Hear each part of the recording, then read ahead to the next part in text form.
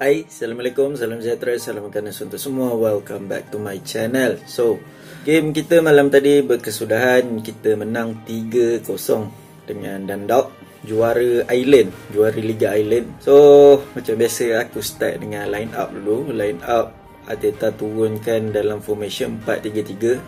Finally, debut untuk Alex Runarsson di bahagian goalkeeper. Lepas tu bila kau tengok defense, pada mulanya memang agak merisaukan bagi sebab Kolasinac main sebagai centre back, lepas tu dia gandeng dengan Mustafi, lepas tu Cedric sebagai right back, lepas tu Matlana sebagai left back. Tapi bila masuk game, Xhaka dia macam turun ke bawah, dia macam turun sebagai extra centre back, lepas tu Matlana dia pergi ke atas, siap Kolasinac main sebagai right back. So dia macam ada pertukaran position lah sepanjang game tu kan. Xhaka dia banyak drop back lah, dia banyak turun ke bawah, dia banyak main sebagai centre back. So di bahagian midfield kita ada Willock, kita ada Mohamed Elneny, yang bagi aku impact dia tak berapa nak besar sangat. Elneny dia macam senyap, malam ni dia senyap, tak macam game masa kita jumpa Rapid Wien masa matchday 1 Europa League. Dia agak impresif bagi aku, tapi dalam game ni dia agak senyap sikit Elneny. Tapi Willock impresif, memang aku rasa memang dia ambil chance dia ambil peluang dia kat dalam tim, dapat 1 gol.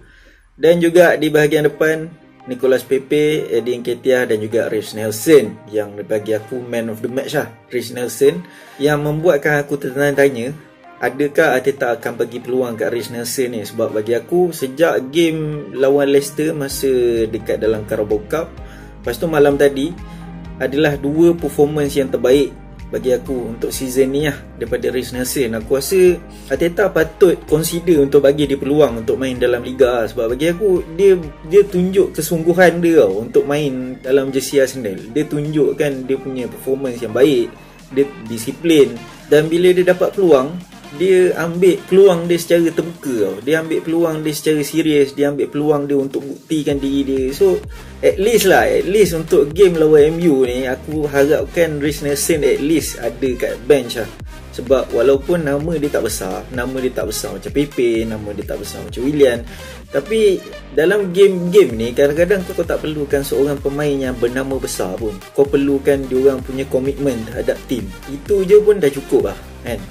Willock pun sama. Willock pun malam tadi aku rasa agak impresif, tapi untuk dia start dekat Old Trafford pada Ahad ni aku rasa agak jauh lagi. Sebab mungkin Ceballos return, lepas tu Partey pun return masuk dalam tim balik, lepas tu Xhaka pun ada lagi kan. Jadi peluang untuk Willock start tu agak tipis lah. Tapi Reiss Nelson ni aku harap Arteta akan consider untuk masukkan dia dalam tim lah. Sebab kalau bercakap dari segi form antara Willian, Pepe dan juga Reiss Nelson, siapa yang patut start di bahagian right wing tu, aku rasa Reiss Nelson patut diberi peluang lah. At least cuba lah kan. Sebab Pepe pun walaupun malam tadi dia dapat gol, dia agak bahaya malam tadi. Tapi kalau tengok kepada level opponent kita patut merendah diri lagi lah kan. Sebab MU dengan Dundalk adalah 2 opponent dengan level yang berbeza cakap kan. So at least bagi Reiss Nelson start, cuba kan. Dan aku agak kecewa malam tadi Emil Smith Rowe tak terlibat. Sebab aku harapkan dia dapat game time sikit. Aku nak tengok apa yang dia boleh bawa dalam tim. Tapi malam tadi dia tak berapa nak fit sangat untuk start game malam tadi. So we move on to next game.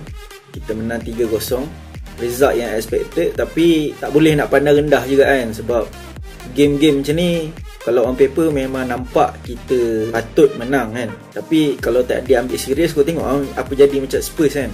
Spurs kalah dengan Royal Antwerp kan, kelab Belgium tu. Kadang-kadang kalau tengok kepada on paper pun tak cukup juga kan untuk confidence team tu sendiri untuk cari kemenangan. So kita kena taburkan satu performance yang baik lah. Macam malam tadi ada certain pemain yang ambil peluang diorang, sebab diorang tahu kan, diorang bukanlah nama pertama dalam team kan. Kalau diorang dapat peluang, diorang ambil peluang. Macam Reiss Nelson, macam Joe Willock malam tadi.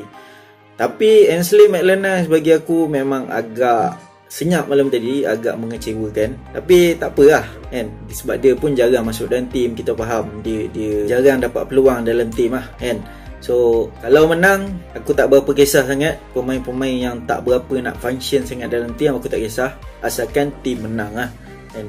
Walaupun hari Ahad pun kalau kita dapat dirty win pun aku happy juga kan. Kalau kita dapat kemenangan yang tak bergaya, kemenangan yang nasib. Lantak lah apa orang cakap, kemenangan nasib ke apa kan. Tapi asalkan menang hari Ahad ni aku pun lagi happy.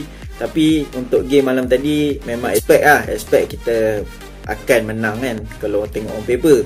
So kita move on to next game, kita move on kepada hari Ahad.